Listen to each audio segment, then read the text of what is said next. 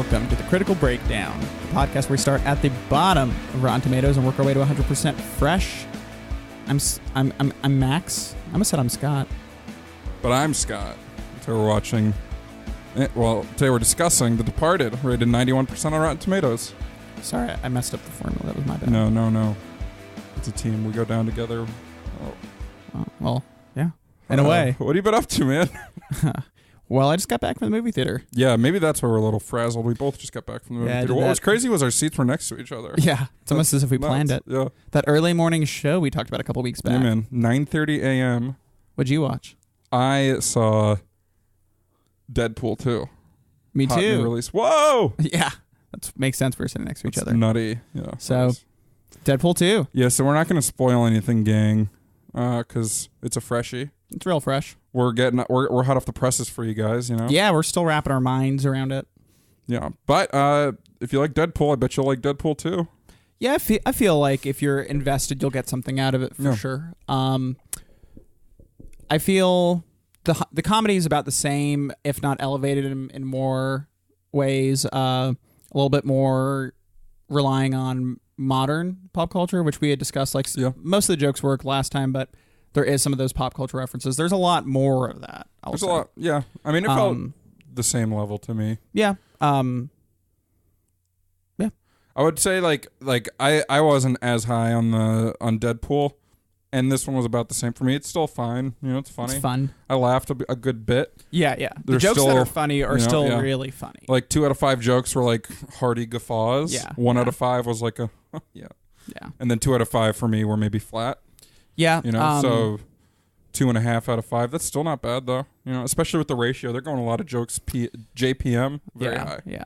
Very high. They do a good job with ensemble humor too. Oh yeah, for sure. So I think there's a lot of new characters, and that's always a challenge for a sequel. You know, how do you change things up? With Iron Man, it was like they brought in War Machine. That was like really the only core character they added to the formula, and he was already kind of familiar, sort of, because even though the actor changed. But you know, I get what you're saying. And here they bring in like Domino and Cable and a few others. Yeah. And all your returning favorites, including T.J. Miller. Yeah, he's the bomb in this. Max has had that up his sleeve for, a month and a half now? How long has T.J. Miller been blowing up? I just make bomb references nice. I make bomb references about him now. That's what I'll do. Yeah. And I mean, everybody was a similar character. The only character that was like super different was like Dopinder a little bit.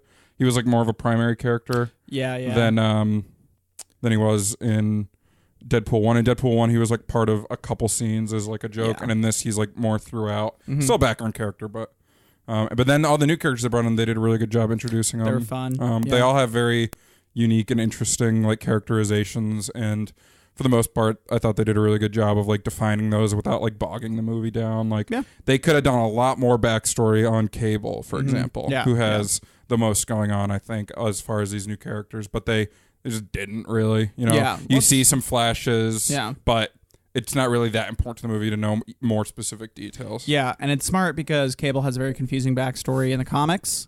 Yeah, and they did what they needed to make Deadpool's story work, and that's really all that matters for a Deadpool movie. Exactly. So that was cool. It has a lot of. I'll speak to this. It has a lot of comic and X-Men references, and even Marvel general references, which most people would get those because they're more movie facing.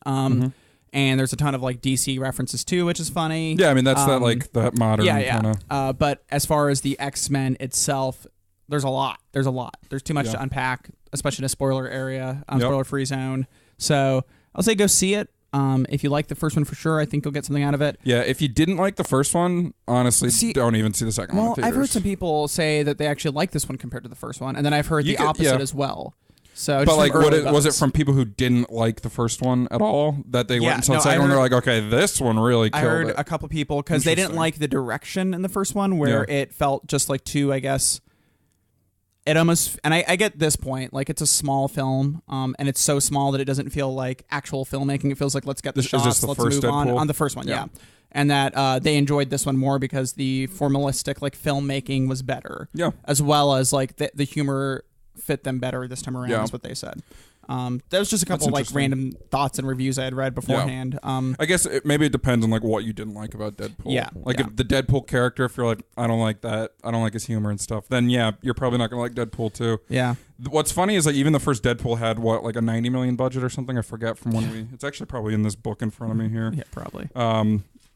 But it still felt so small, like you said, like small scale and stuff, because like they were running up against this R rating, they had all these studio things going on. Yeah. This one was a lot more ambitious with that, and like the action scenes are a lot more satisfying and stuff. Yeah, for real. And it has a greater scope, but it doesn't go full on.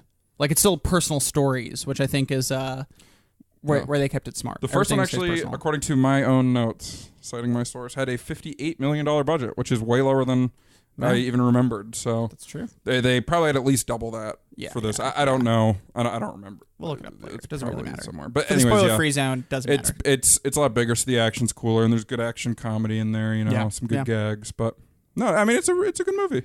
It's a good time. Yeah. It's a fun. You turn off your brain. You have fun watching Deadpool. Yeah. Your brain can be on if you want, but you don't need it. Yeah. You're just there for the ride. It's a good time. It's fun. There were a few moments that were like a little muddy, a few choices we talked privately about them. Yeah. But we could expand on it later. Yeah, we'll talk later. Maybe in a week or two we'll go spoilers. I will say, the first one has a tighter story. For sure. Yeah. That works to its benefit because it's a quick watch. This one, there is moments where it kind of wanders in ways that I didn't really care for. Yeah, and I think the first one, it's very much an origin story and stuff. So like there's becoming Deadpool, and then there's like a villain throughout. This one doesn't have even that like primary antagonistic force for start to finish. So there wasn't like a clear goal the whole time, and things changed throughout, and some of it was a little muddier, and some of it really gets there. When it's not trying to like set up moments, and it's just like executing on things, it's really good. Yeah. And at least to its credit, he does usually call out when they're setting up moments in a funny way where you're like, even if you're getting irritated, you're like, yeah, that's dumb. Yeah. But it's okay. Yeah. There were some fun cameos too. Oh, yeah. But I'll leave it at that. Yeah. We'll leave it there. Yeah. I'm a big Zazie Beetz guy these days. Yeah, I am too. Because I just watched Atlanta season 2 as well, and she's great in that show. So I've only seen a little bit of Atlanta, but she's great in this. Yeah, and she's great in this. Very funny, very just cool. Her action she's very cool. Yeah, I liked her. Yeah. They could have done a little more with her, I thought, but yeah, hopefully they will. Hopefully in the likely Deadpool 3 or X-Force movie or something that's going to probably happen. Yeah, unless everybody dies at the end of Deadpool 2. Yeah, unless that happens. So, you watch anything else cool? I did watch something really cool. Oh yeah, what'd you watch? Side note. I had made the Everybody Dies at the End of Deadpool 2 as a lead-in that we could have taken into The Departed. But it's cool. Yeah. So speaking of... no. I watched from the top. Hello, and... I watched a good movie this week, Scott. Yeah, what'd you watch? I watched The Departed. Whoa. That's crazy because I watched Infernal Affairs, the 2002 Hong Kong film. You watched the wrong movie. Shit. Well, what's the plot synopsis for The Departed? Let's see how similar they are. Scott, why don't you tell me what The Departed's about? Oh, you want me to tell you? Okay. An undercover cop and a mole in the police attempt to identify each other while infiltrating an Irish gang in South Boston. The reason I had Scott tell me what this movie's about is because this is his choice. You turned it.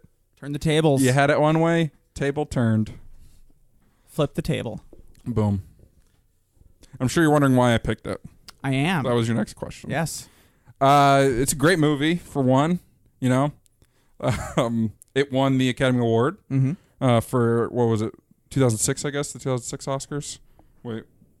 Yeah. Well, no, the 2007 Oscars, 2007. But for the year of 2006. Yeah. I know you haven't seen it.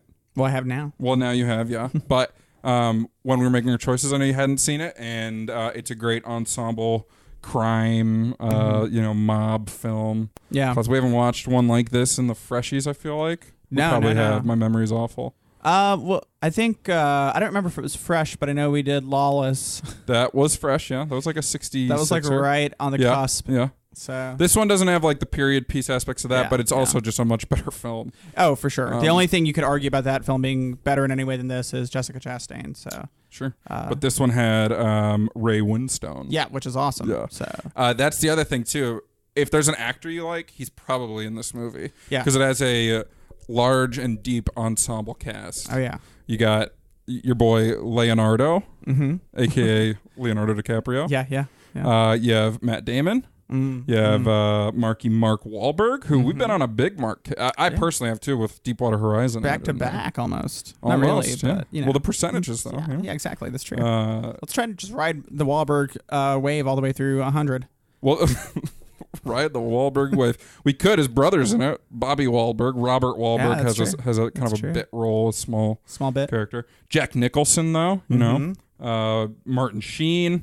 The aforementioned Raymond Winstone, Vera Farmiga in one of her first major film roles, Alec Baldwin, Anthony Anderson. Yeah, and then even down ballot, you got some big uns. Anthony Anderson, Kevin Corrigan. Yep, Mark Rolston, who we both recognize, but like didn't exactly nail where we recognize him. But he was in Shawshank and he was in Aliens. Yeah. It was funny because you said he was in Shawshank, but you named the wrong character. And so I was like, I don't know. And then I was like, I know him from something else. So when we finally looked it up, we were like, oh, okay. Yeah. It was just the wrong character.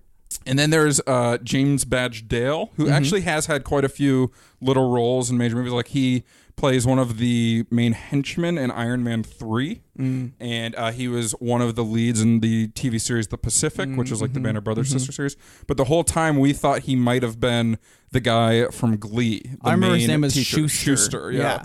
And I don't think either of us are big Glee.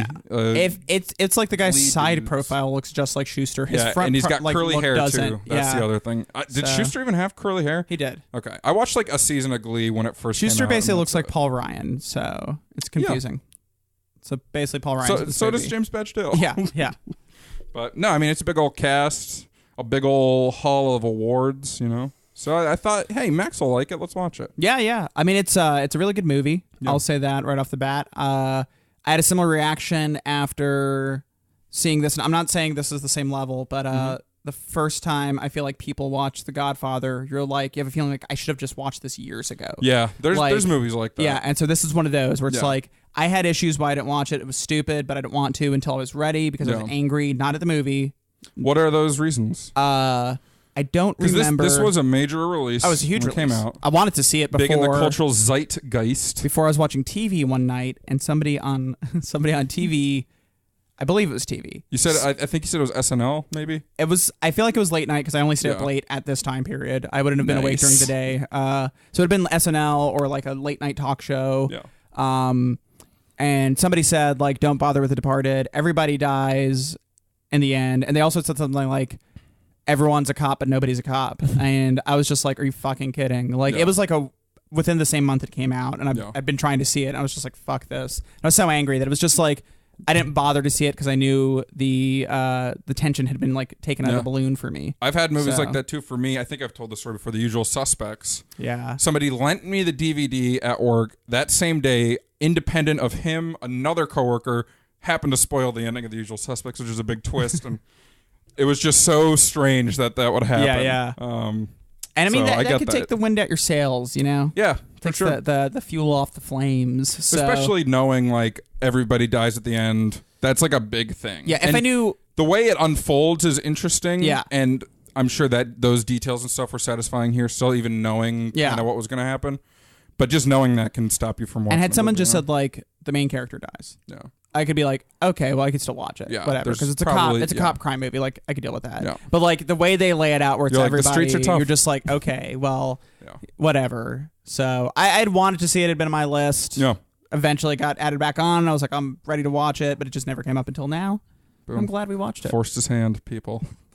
But, I mean, Martin Scorsese, he's... living legend. Yeah. He's great. He's working on The Irishman right now for Netflix. Yeah. Which is like the biggest movie Netflix will ever do, probably, because I've heard a rumor, and all of this is like hearsay, but it had some crazy budget. We'll just say $150 million, and it's gone almost double its budget because I don't know if you know anything about what the story is going to be. I don't know much about the story, but the cast is like Robert De Niro, Al Pacino, Joe Pesci coming out of retirement, like big cast, and they're digitally de-aging them for scenes rather than recasting, and that is proving to be a heavy cost, I guess. That's funny because The Departed was actually budgeted to be a very low budget Scorsese film, and as they started adding people to it, which, like you said, is almost everyone who was working at the time. Yeah. The budget started skyrocketing. And I think with Scorsese, if he skyrockets your budget, you just let him. I mean, what are you going to do? Argue with this him? is Warner Brothers made the movie. Yeah. I don't know if all Scorsese releases are Warner Brothers. I'm trying to think now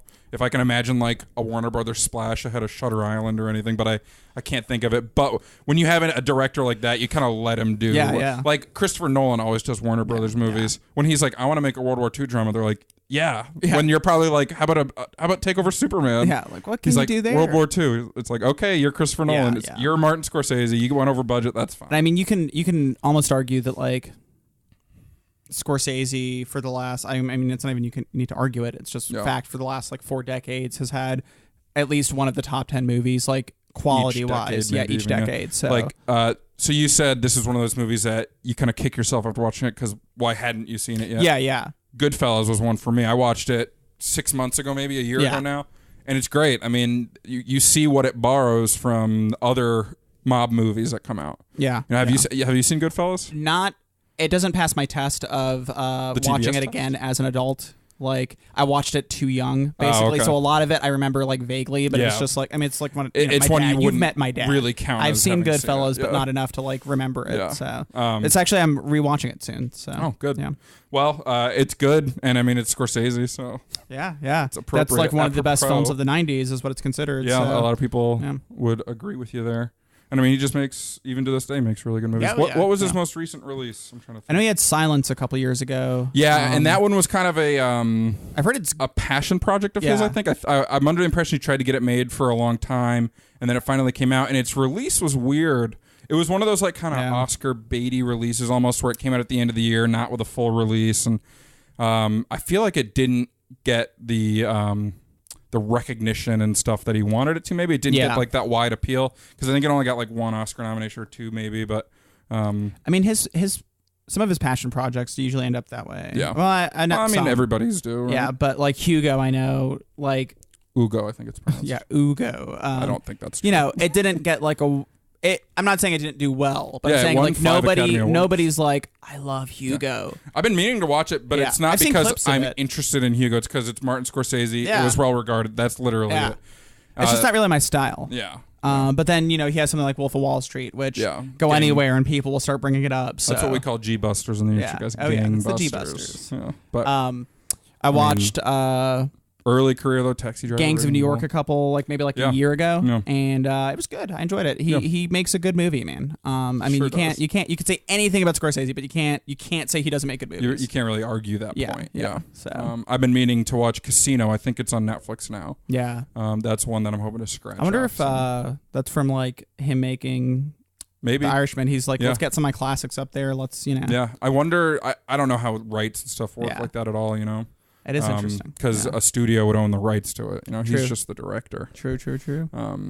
But I'd say like the only of his, because I feel like Goodfellas is either also on Netflix or it was for a while. It was for a while. I'll say like I don't like Cape Fear. That's one of the movies I watched of his before. I didn't care for it, but I was probably like a teenager, so maybe it went over my head. Yeah. But I just didn't. And that's really De Niro, right? Yeah. He's real creepy in that one. Real gross. But yeah, so I didn't see The Aviator either. That's a big one that I missed. God, that one was huge. Yeah. Did you see The Aviator? No, I don't think I did. Oh. Well, sorry, Marty. Maybe our 06, 07 era there is just kind of falling back. One interesting thing you mentioned, that 06, 07 era. The Departed won Best Picture. But even Martin Scorsese said of all the films he's ever made, this is not one he thought would win Best Picture. And he's even on record saying that he found making the film, quote, highly unpleasant because it's dark and everybody dies at the end, and he thought that it wouldn't be a big Academy contender because it's so dark. You know? But when you look at the nominees and then also the year before's nominees, that the year before Crash won Best Picture, which to this day is still considered very controversial because it's not. A lot of people don't consider it a very well regarded. I haven't seen it, so I can't really speak to that, but.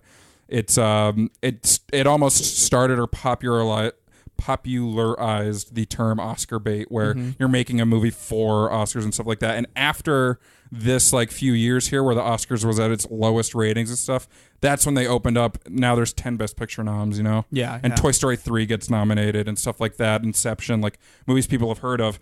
this was the only Best Picture nominee that year that had a wide release at the start. Everything else was like limited and scaled up a little bit. You know, I'm going to ask, do you got those? I don't have it in front of me, but I think it's Little Miss Sunshine, Babel, The Queen, and Letters from Iwo Jima, I believe. Yeah, okay. Which, I mean, Clint Eastwood directed Letters from Iwo Jima, big movie. Little Miss Sunshine, which I actually watched last week, loved it. Yeah, first time I'd seen it. I told you would. But it's a popular movie as well, but like from your average viewing audience. Yeah. Like, I don't know much about The Queen. I think, is it Helen Mirren?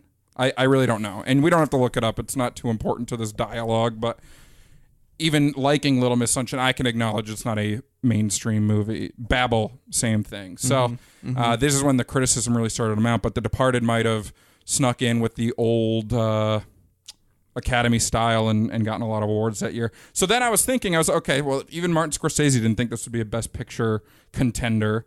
And if even Martin Scorsese, or if even the rest of the nominees aren't too popular, then it must have been a weak year for movies, but it wasn't. Children of Men came out in 2006, and it's amazing. Pan's Labyrinth was another one that came out. The Prestige, Casino Royale, good movies came out that year, and maybe just the way the Academy was doing things was a little different. I don't know. But do you think it's just kind of interesting with Scorsese's thoughts on the movie and its critical success and Academy wins and where we're at now. You know? Have you seen Apocalypto? No, I haven't. I wonder if Gibson hadn't already fallen down, would Apocalypto have been received better? Yeah, I mean, it didn't get great critical reviews, did it? Yeah, but he also had just come off of a very, very... Wasn't there a weird thing where, like, in either the trailer or in the movie somewhere, like, there's a random, like, millisecond splice of him in one of the shots? I've heard that. Is that like an urban myth? I think I've never fact checked it, but I've seen like the crazy face of him. Yeah, like in front of a fire or something. Yeah, I don't know. But yeah, no, that was a really good year for movies. Yeah. So it's interesting that the ones that were nominated are very like traditional Academy. Like The Queen. It's probably a good movie too, but when you compare it to Children of Men, which I don't even think had a single nomination, maybe one for like screenplay. That seems kind of like a shame.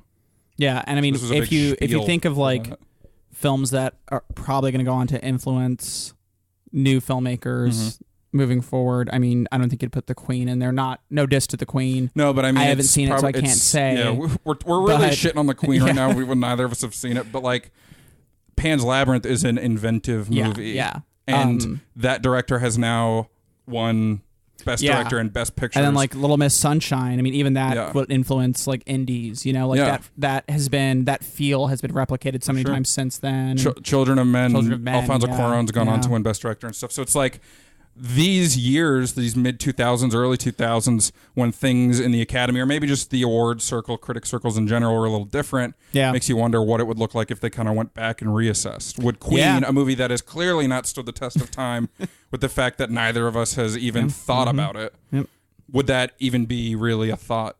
That goes back to that 1980 discussion with Scorsese's like Raging Bull and David Lynch's Elephant Man being overlooked for Ordinary People, a movie that if it was made today would be complete Oscar. You watched Ordinary People? It was fine. It was good. But it's like one of those family dramas. Not family, but I mean, it's about a family. Interpersonal dramas, right? And I mean, it deals with some dark themes. It deals with, like death and suicide and like coming back from like family, just family problems and divorce in the end, stuff like that. And I mean, it's good. I really enjoyed it, actually. I'm glad I watched it.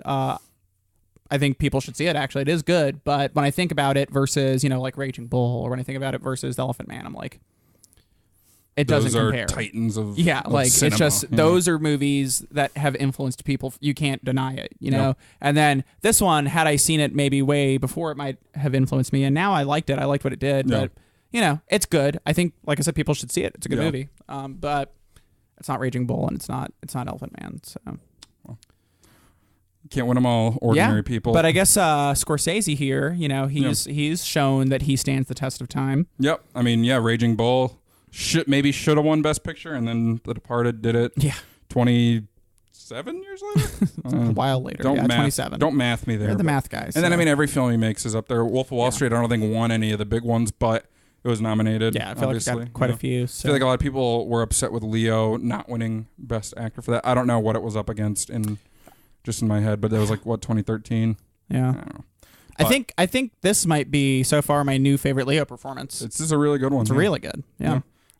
He wasn't nominated though. He was nominated for a different movie. He did Blood Diamond in 2006, which I know I've seen, but I literally don't remember it at all. Yeah. I always thought it was kind of like an action movie in the vein of like I'm trying to think like what are like there was a trend like in the same era as like the Bourne movies where there was a lot of just like action semi-military pseudo-military action movies in the Middle East. Like The Green Zone was another Matt Damon one in that vein. I always thought Blood Diamond was one like that, but like if it was getting Oscar noms, it probably wasn't. Yeah. I've never even heard of that, so it's probably exactly what I'm thinking of.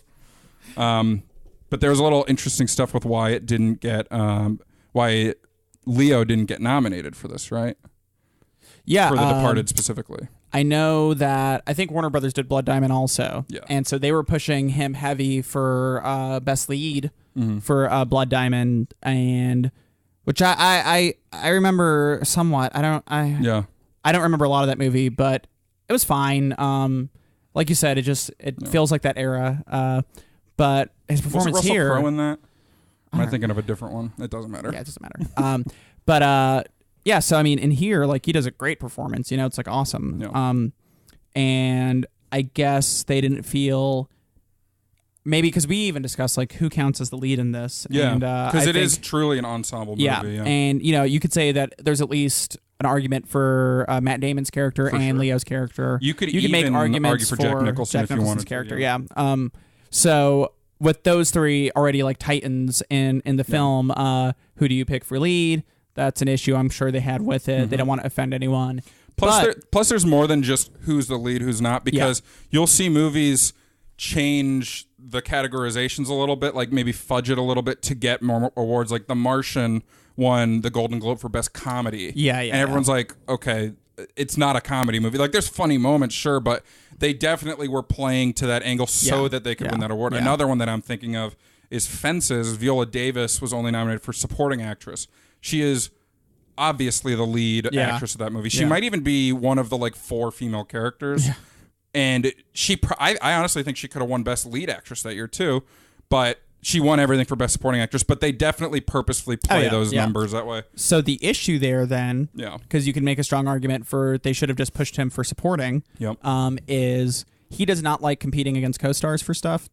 And so he wouldn't agree really to get them to put a bunch of ad buys out for him. They would not want to split their their like award push budget, I guess. Yeah, so between multiple people. So if he knew they were going to push somebody, he wouldn't go for it. He would just like withstand, like just not even do it. So because of that, he didn't get like any Academy Award nominations for this himself. Yeah. So. And I definitely agree with you that it's probably the best performance of the movie.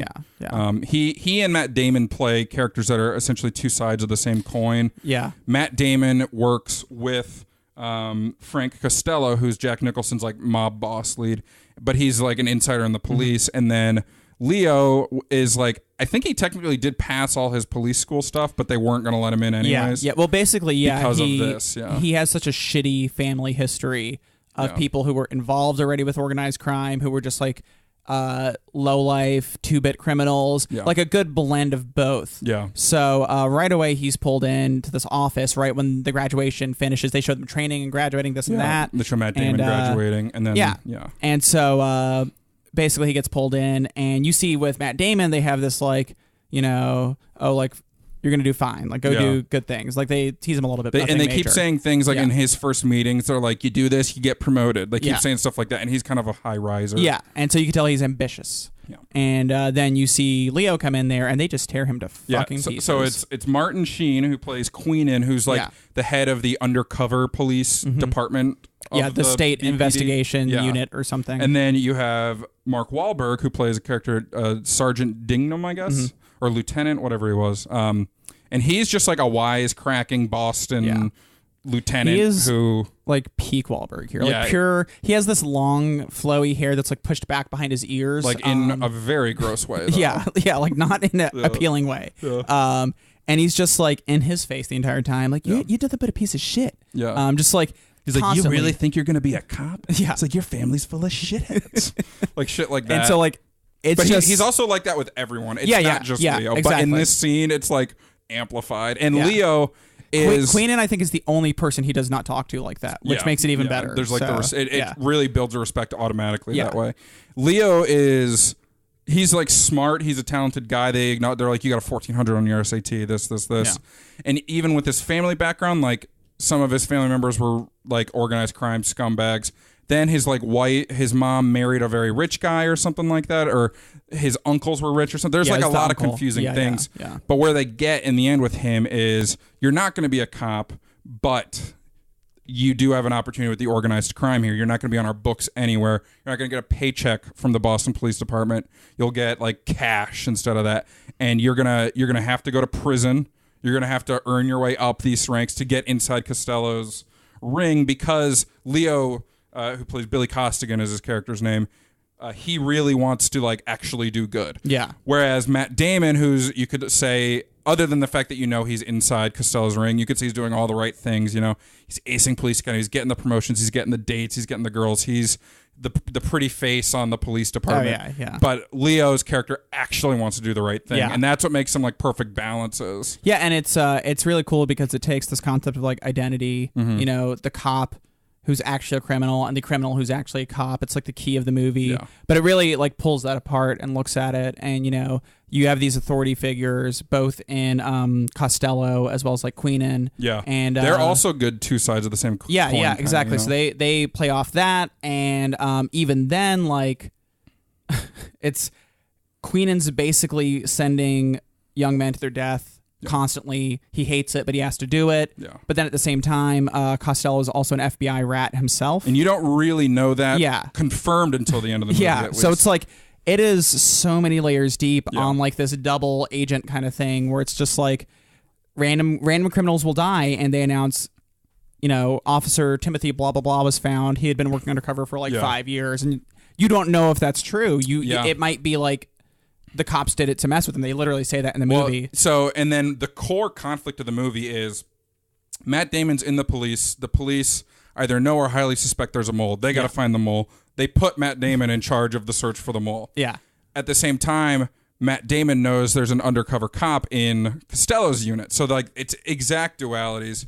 So Costello's doing things to rat them out. At one point, they have everyone write down their social security bank, all this information on a piece of paper and turn it in. They're doing like fake missions to see if someone's like real or not. And it's just it's like a cat and mouse game with like these incredibly high stakes and tension built. And it boils over into these amazing moments, like these long scenes. Like in the first half of the movie, a lot they're talking about these microprocessors, which was a little funny. That's a very like 2004 or 5 tech thing. Yeah, like they can control missiles with these. Yeah, so they're selling the microprocessors to the Koreans who are gonna blow everything up. And so there's this one big operation where they have the FBI, they have the Boston PD, they have the undercover unit all there for this exchange money for microprocessors. And so you have Leo like texting people in the cops from the exchange from this deal, and then you have Matt Damon texting Frank Costello from the deal too, and then the FBI is like, we got everyone's phones, we'll know everything that's happening,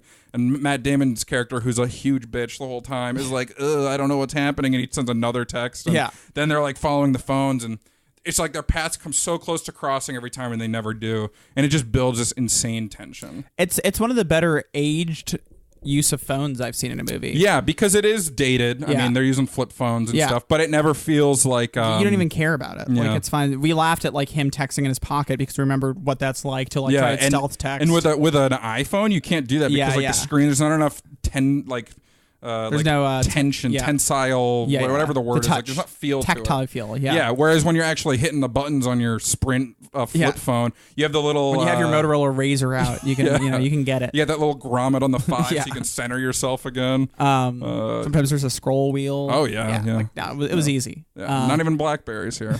Wow. No PDAs. But yeah, so there's another scene with the phone where they leave the porno theater after Costigan watched, he finally sees Costello talking to the police mole. He's ready to catch him, and he chases him down. It's a very tense chase scene that gets ruined by a text message. And right before this, Costigan knows that they're like doing a mole hunt right now because this is when they said they had Costello's whole crew write down all their identity information and all that. And then, so now he's following Costello so that he can try and figure that out. Because if he gets right out, he's dead. Yeah, for sure. Like, if that gets found out. And he wants to figure out who the police mole is. So he's fallen to a nudie theater. Jack Nicholson whips his dick out. Well, it's not his real dick, but it's a dildo. Whatever. I thought he might have been packing heat, man. Dirty, dirty heat. So then, there's this like following scene. Like they're walking, and Damon knows he's being followed, or at least suspects he's being followed. And then a text message comes in that says arrest him or something like that, right? From Queenan, I think. Yeah. And then Damon gets away, but he actually just kills a random guy. Yeah, he, like some like Korean grocery boy comes out and he just like stabs him, which shows you also that like Damon's like too far gone. Oh yeah, Damon's like, way too far. There's gone. No redemption arc, is what they're telling you by that point, which is cool. Like you know that he's like going to be a downfall, and he'll do anything to protect himself at the same time.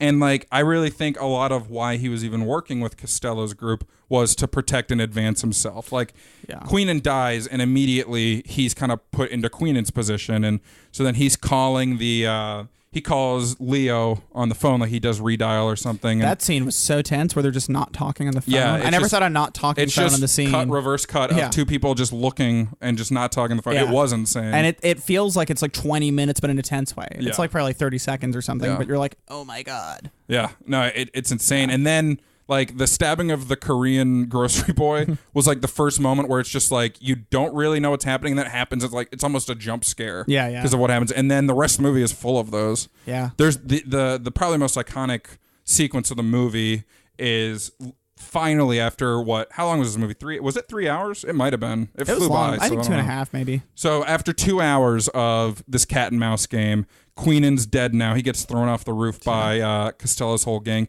Costello's dead as well, right? At this point, or was that right after? Costello. No, Costello's dead. I'm talking about the meeting on the roof. At the very end, before the elevator? Yeah. Costello's dead. Yeah. They finally get the sting going for Costello. He's unraveling the whole movie too, like in his age and stuff. They keep making a point of saying like, you don't need to do this. Like, why are you? You have plenty of money in this. Yeah, he wants to do it. And in part, I think he was going like senile. Like there was one scene where he walks out and his just arms are covered in blood. Remember that? That was crazy. Yeah. But anyways, this most iconic scene is when Leo and Matt Damon finally meet on the roof. They know who each other is. Leo's done the investigation, and he has like recorded calls where Damon's character is talking to Costello and basically, in so many words, says that he's the mole. Yeah, because basically Costello himself, being an FBI informant, started recording everything he did just to have like documentation of everything. So if he was anywhere, he was bugged himself. Yeah. Which they had made a big point earlier to say like, if you get bugged, if I'm bugged, like if I'm wired, I get killed. Yeah. So like they put it out of your mind, which is really clever. Yeah, because the first time that DiCaprio's meeting with Costello, he has like a panic attack right afterward. He comes out and he unplugs his wire, and then he has the meeting with Queenan right away. But it's a scene where they're going back and forth, and like Damon's still trying to play the whole like I'm your friend card, even though DiCaprio definitely knows what's going on. So then DiCaprio makes the arrest. He's going down the elevator back to actually arrest him, and Matt Damon's like, you've been deleted, no one's going to believe you. And he's trying to weasel out of it. He's like, I'd love to see this go to a judge. Like, this will be great. And then seconds later, he's like, just kill me, man. Like, whimpering, pleading with them. Just kill me. Like, I can't do this. Oh, yeah, Anthony Anderson had showed up at this point. Yeah, and he had went to Academy with Leo, and they showed that in the beginning. And so he did know vaguely who he was and was like, come on, we'll work through this. Let's just put the guns down. But Leo was refusing. Yeah. That was also possibly the only person... Because at this point, also, Dingnam's just gone. They had either kicked him off the force. He was on leave. He was on leave because when... what's it? Collins? Is that his name?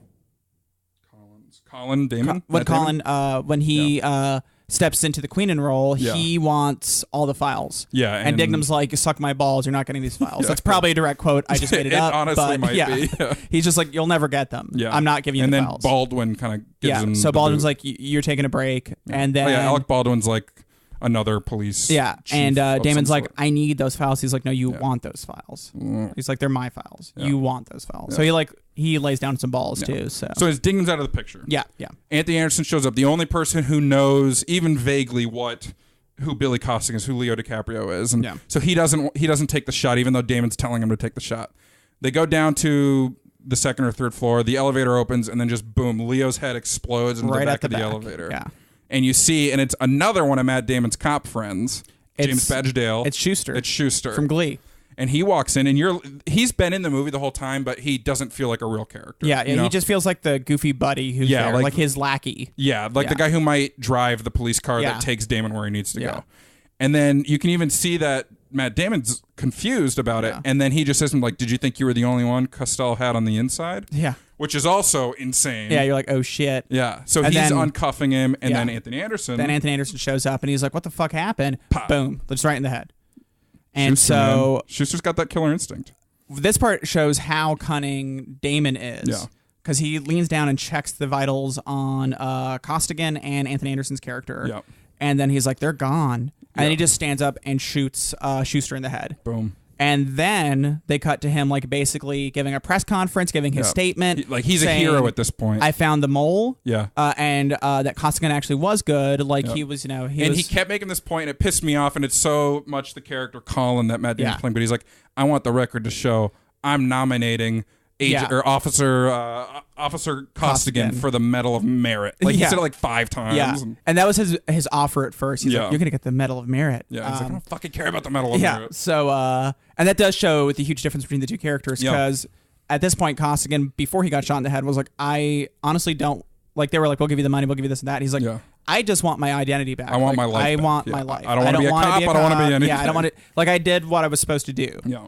So, and it shows the difference there, where he's like, I want to live. Yeah. Where Damon's character Colin is that's like, all he cares about is this status. Kind of stuff. Yeah. So it's just status stuff, and it reflects very highly upon the introduction to Colin, where he meets Costigan, and Costigan says, when you're facing down the barrel of a gun, like, what's the difference? Well, Costello, not Costigan. Costello, thank you. Costello Nicholson, says it. When like, he's Colin's a child at this point. Yeah. And so he kind of puts that in his head. Like, what's the difference between the good guy and the bad guy if there's a gun? Like, there's no difference. And so he really lives that life. Yeah. He wants the status, though. Yeah.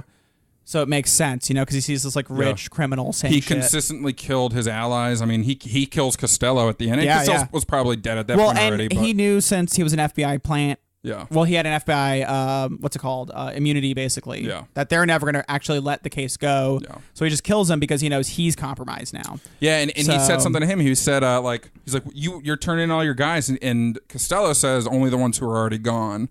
And it made me wonder, like, well, what does that mean for Colin? Is he already gone, or is he? Yeah. Would he have already been turned in? Because it makes you think, like, like I said, we'd already seen him stab the grocery guy. Yeah. So it's like, that he's doomed already. So that kind of like cinches it for him. So so then we cut to him having this big like press conference, giving him the merit, the award of merit or whatever it is. They have Costigan's funeral. He gets the Medal of Merit. And here is where we see that Vera Farmiga's character. Yeah, this is a separate plotline we haven't talked about. Yeah, she had a relationship with both of them that develops kind of like organically throughout the film. And she, right before she finds out about everything, she reveals to him that he's going to be a dad.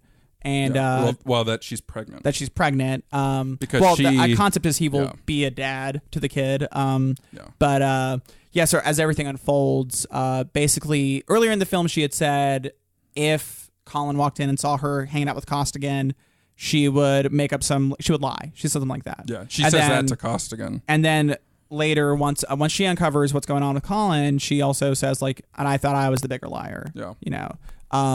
So as it's exposed, you also think of this envelope that Costigan had given her. Yeah. It was like, if anything happens to me, or if I call you and say, like, open it. So that's all you know. You don't really know what's in the envelope. Mm-hmm. But it all leads to this end sequence where at Costigan's funeral, where Colin is as well as she is, and she's on the other side, and you can kind of see him, like, realizing, why is she on that side? And he's like, why is she staring at his picture crying? Why is she even at this funeral? Yeah, like, what the fuck is going on? And then it clicks. And I think it was hard to hear what he said, but I think he says, what about the baby when they're leaving? Because it's kind of muffled, and she like just storms away. She says something like what baby or something like that. Yeah. I don't remember either, but it's very like mumbled, but it makes sense to be mumbled. It's emotional. Then you get one more beautiful scene here. Right after the funeral, Damon's going back to he bought this nice apartment and stuff. He's still being a charming snake, basically. He walks off the elevator, and an old lady's walking by with her dog, and he goes by to pet it, and she pulls it away from him, which I loved. Yeah. Made me wonder, like, what do the people around him actually think of him, and like what do they know about him? I think it shows just that the shiny coating is coming off, and the rot is exposed. Even though we don't know it, like they don't know what's rotten with him. we don't see that polish anymore. It's like you can still smell it. You know? Like exactly. You can still smell that something's off. Yeah. He goes to his house, opens his door, and who's waiting for him? It's Dignam. Boom, back in the picture. Yeah. He's got like pulled over his shoes. Adidas tracksuit. Yeah. He's got like paper pulled over his shoes or like plastic bags. Yeah, or to something. cover his prints. Yeah. He's wearing like big gloves. Like everything's covered basically, so he can burn what he's wearing and not be traced to this at all. Silencer pistol, boom, bullet through the forehead. I don't think anything was said, but Damon kind of gives him a look or like a sigh. Yeah, he gives or like something. an O. Yeah. Okay, like he has like that. Like it's just like he expected it almost. So he kills Damon. Yeah, just walks bolt away. through the head and walks away, and that's cuts ends. Back. Shows his body, and then you see the rat cross the window pane. Right in front of City Hall. Yeah. And obviously it was done on purpose. It is heavy-handed, but it's also like... The rat was CG. Was it? Yeah. That's funny. But yeah, it's done on purpose. And it's just kind of given that whole, like you said, the rat, City Hall. It's imagery. Yeah. And it's there. It's the period on the sentence is how it is. Yeah. So... I mean, we gloss over so many details. Of the movie. You guys have seen it if you're listening to it. Yeah. So. It's just such the cat and mouse. I always find that kind of like the hunter is also the hunted and vice versa. I always find that an interesting like plot device. If you do it right, it's good. The problem is now so many movies do the I got caught because I wanted to get caught. Yeah, it's like try like they mix that in there and it just ruins it. And especially this, when it's like the main bad guy gets caught and it's like. Well, that was my plan. And then he presses like a button and like his henchman or his hand. His hand turns into a helicopter and he flies away. Like it just is always so ridiculous. So to see this one where it's not that at all, there's actual stakes. It's good. And like I get what Scorsese said for making the move, that it was unpleasant because like there's no morality in the movie. Yeah. Like the people who are doing the right thing consistently die. Yeah. Like the hero at the end would be Dignam, right? Yeah. And even he does one thing, he just kills a guy, and that's it. Yeah. Like he doesn't. He writes the biggest wrong of the film, but that's it. But he's not a player in the rest of it. Yeah, exactly.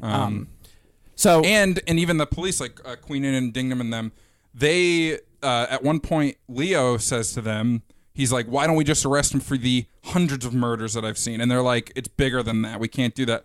And then it's like, okay, partially because he's an FBI informant at least. Mm-hmm. And then like maybe they want to bust these drug rings, these suppliers, whatever. But like that's pretty gray when you know a guy's been actively killing people to not do anything about it. Like, also, keep in mind context too. This film came out in 2006. It's pretty fresh off of. I know I bring it up randomly, but pretty fresh after 9/11 and our involvement in the Middle East increasing a whole lot. So it's which was also morally questionable. Yeah, so there's a lot of moral gray in America at the time, and with the administration at the time, there was a lot of like debates back and forth on like what's right, what's black and white, right and wrong, and this movie very much like paints that picture very well. Yeah, so it's really interesting. I think it's cool for sure. I mean, and like on top of the moral gray, I mean, there's just like it's a ton of violence, obviously, and they don't shy away from it at all. They'll linger. Yeah, like Leo can't kill people as an undercover cop. Yeah, but he'll shoot them in the leg, and he looks so upset about it. You know, he'll like break a vase over someone's head. Yeah, and the thing is, he has a good.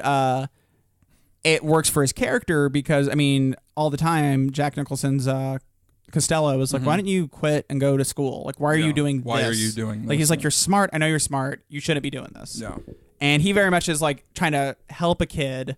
Probably because he sees him as like, maybe he'll do a little crime for a while, but he can go off and fix his life, and I have another person to help me. Yeah. So at first he sees it like that. Yeah. And then he's eventually trying to see like, are you actually loyal? You know, what's going on here? Yeah, there was a lot of like testing the loyalty. Like that scene where he came out with the blood all over his hands. Leo's just like sitting at a bar, and he says to him, he's like, "You can take off for the night. We know I'm using a new crew." Yeah. And then he leaves, and he calls Queenan right away, and he's like, "Well, he sent me away. He's got a new crew now. I'm not close to him." And Queen's like, "Okay, well, we'll follow this." And he's like, "Well, no." They're like, "Just wait. The new crew might be a thing." And then they cut to Costello, and he's like, if they make any moves mentioning new crew, this, it's this guy. Yeah. But they never do. Yeah. So there's like all these loyalties. And then there's this like weird sort of father figure dynamic between like that builds the rivalry more between DiCaprio and Damon. Yeah. Where it's like Costello has always been this father figure watching out for Damon. Like when he graduates police academy, Costello like drives by and like gives him like a cheesy thumbs up, and it's even funnier because whenever he calls him as the mole, he's like, "Hey, pops." Yeah. Like, what's up, Dad? That's like the code. Yeah. Not gonna make it home for dinner. Yeah. And it's like he always almost gets caught, like every single time. And like you can tell it bothers him that he's not that close with Costello, like actively, because he's the undercover cop and all that. Yeah. Or well, he's the mole in the police.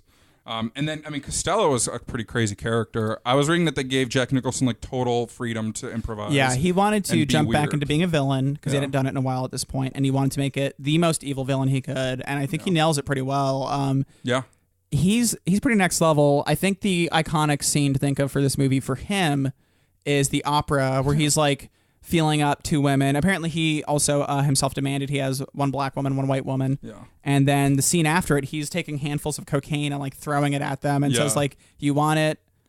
I forgot what he said. He's like, put your face in it. He says, it's like, you just know it's eat gross. It from that dish or something stupid. But he looks literally like the devil in the scene, like that whole and he can always look like the devil. Yeah, but it's like most of his career. Yeah, so it's like, is Nicholson one of those guys, or like has he quote unquote retired from acting a few times? I don't know, because like he doesn't do a lot of movies these days. Yeah, I think obviously. he just doesn't need to. He literally does, just like Costello. Yeah, he literally does things when he wants to. Yeah. I for some reason I feel like I've heard that he's retired, but he comes out for the right roles and stuff, and this might be obviously one of those. But even at the start, I mean, he's an old man and he shouldn't be intimidating, but he is. His presence is. Yeah. The first scene where he's like first talking to Leo. Leo has a cast on his arm. He had just broken his wrist from fighting someone in a convenience store, and they're searching him, and they have to break off his cast, and he's in agony, obviously.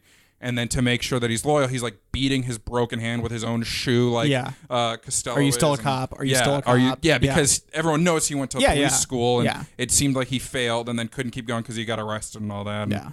And, that made me like shiver, like seeing that. Yeah. It was gross. It was grotesque. Man. I do like that the movie. It's not like torture porn at all, though. Where like, sure they linger on these shots and like there's some pretty gruesome stuff, but it's never like done up for the camera. Like Deadpool does up their gore for the camera, and I mean they're so different. Gore is a good word. This movie's brutal without being gory. Yeah, it's just brutal. I mean, that's you see the bullet hit, you see the person die, and the camera moves on. Yeah. Like it doesn't need to stay on it because the impact is there. Yeah. So, and I overall I prefer that in these kind of movies for myself. Like Deadpool's a different story because it's obviously a different story and it's for comedy. But and stuff. Exactly, so it balances it out. But like you do have to just watch things like that in Deadpool and in this movie, and it's just they're like so different the way they're using them, and I don't know. I like that.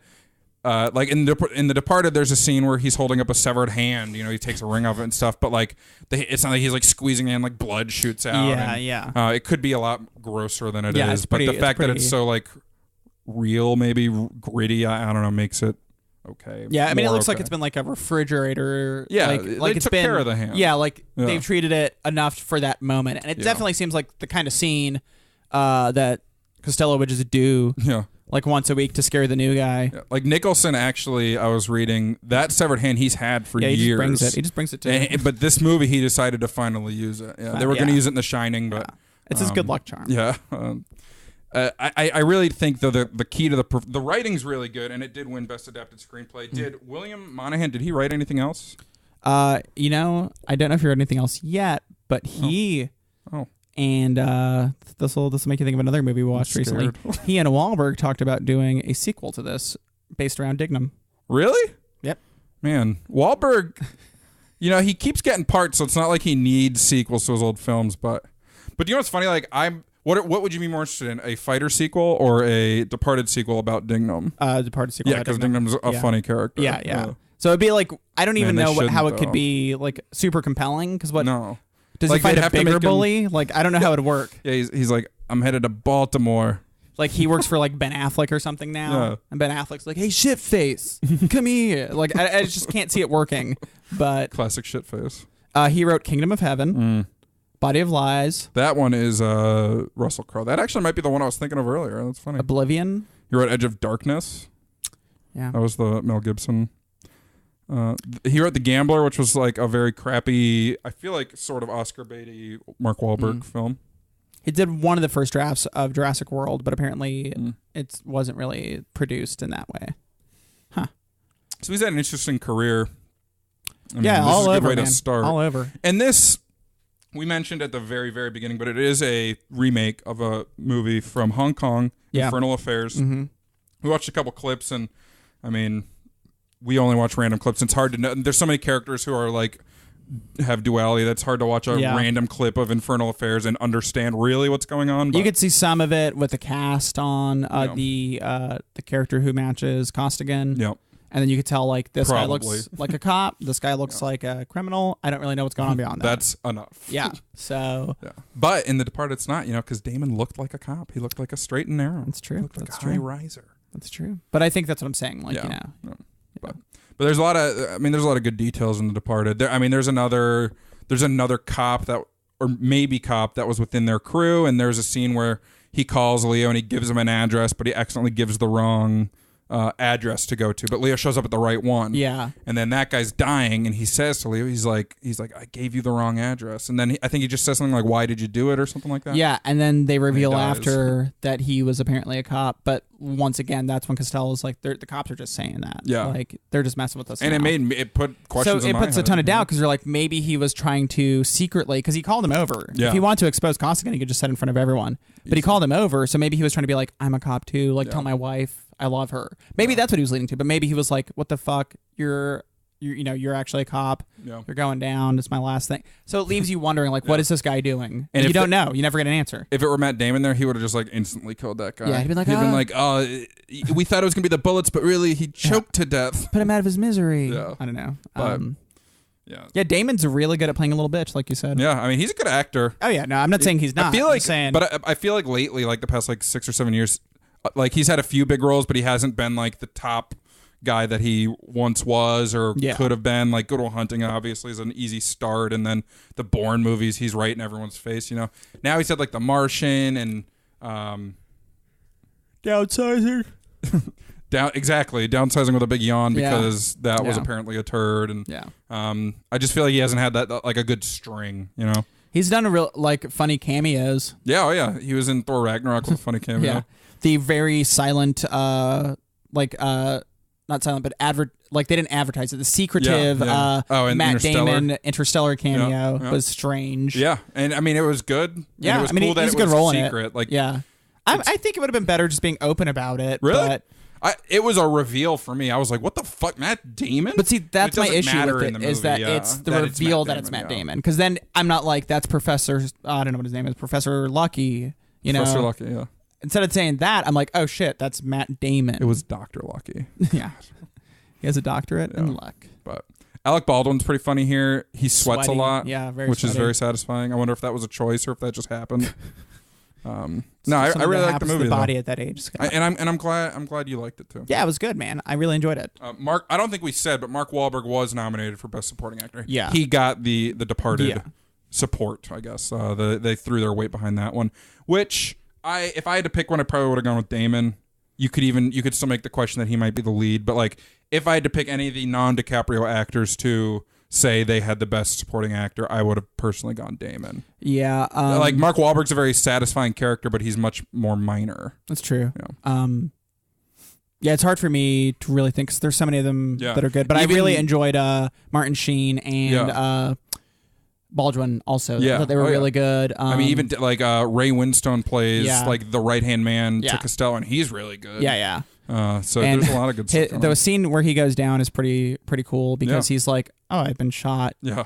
And then he just like slams on the gas and it's just like, fuck this. Yeah. And then he pulls out a gun and shoots himself in the head. Like it is like the baller way to go in this movie. I'm not going to die a little. I'm going to die a lot. Yeah. Like he's like, do it up big. Yeah. So, no, and Ray Winstone, he's, that's his name, right? Ray Winstone. Yeah. Yeah. He's a psycho. Everything he's in, he's like, every movie I've seen him in, he plays like a total psycho. What's his other like biggest? Because he's definitely one of those guys that you see all over the place. His filmography is probably like 1,000 movies long. I'll just pull up his IMDb, see the iconic roles. I know him most recently probably in Noah. He played a bad guy in that. I have no more thoughts on The Departed. It's really good, and if it's really good, and if you haven't seen it, see it. Yeah, I agree. I don't think you'd be listening this far if you haven't seen it. Yeah, at this point, that bears no saying. But I'll say, from someone who just watched it recently, it's great. Yeah. I definitely will put it in my like favorite Scorsese movies, and my favorite Leo movies. What would be your next favorite or the other contender for favorite Scorsese? It's tough. Yeah, he's got so many good ones. I rewatched Shutter Island not long ago. It's not my favorite by any means, but I did like it more. Wait, yeah. Did he even direct it? Maybe. I could have sworn Martin Scorsese directed that. Let's go to his IMDb. Was that his full filmography? No, that's just the ones he's won awards for. Okay. You're like, wait. Yeah, like I was pretty confident, though that would be a very Shutter Island thing to do. My favorite of his, other than The Departed's definitely my number one, but other than The Departed would be probably Goodfellas. Goodfellas is really classic. For me, it would probably be Raging Bull, this one, and Gangs of New York. So I really did enjoy that one when I watched it. But I'm about to rewatch Goodfellas, so maybe my 3 there will change. We'll check back in. Maybe I'll expand to 5. Whoa, what's going to be the 5th? You got to watch another. Yeah, we'll go. Yeah, get Hugo under my belt. Max, where can the good people find us? Well, you can find us stealing microprocessors from our day job. Mm-hmm. Or... A little too close for me. Or you can find us at thecriticalbreakdown.com. We're on social media. We're on Twitter and Facebook and Instagram. We're on MySpace and Bebo and all those weird things that don't exist anymore. Friendster. I'm on Meebo. I've never heard of Meebo. It's Bebo. You've never heard of Meebo, clearly. Yeah. You can find me putting on my tracksuit and my paper shoes to go visit Matt Damon. Or you can find me on Twitter at Max Rivera Film. You can find me eating a towering chocolate cookie dessert with Vera Farmiga. That seems impossible. Or you can find me on Instagram and Twitter at breakdown_Scott. You can find Vera Farmiga only eating the whipped cream. Yeah, well, they were both only eating the whipped cream. Max already mentioned all them socials. We got an email, too. Podcast at thecriticalbreakdown.com. Yes. Send us your feedback. Send us your thoughts on The Departed. Not just The Departed, though. Yeah. You also saw Deadpool 2. Talk to us. What was your favorite scene, and who was your second favorite character? Also, let us know. Just let us know your thoughts. Anything on the podcast. Is there an old feature you want us to bring back? How are you guys doing? Yeah, how are you guys doing? Because we're in the summer, Also, if you want a guest, shoot us an email. Wow, open invite. I might not answer. No promises. No promises. If you want a guest, possibly too bad, but possibly bring it on. There we go. That's the that's the line. Yeah, that's the bow we're wrapping this episode in. Josh Rivera did our artwork. Jason Brown did our opening music. And Walter is our podcast mole.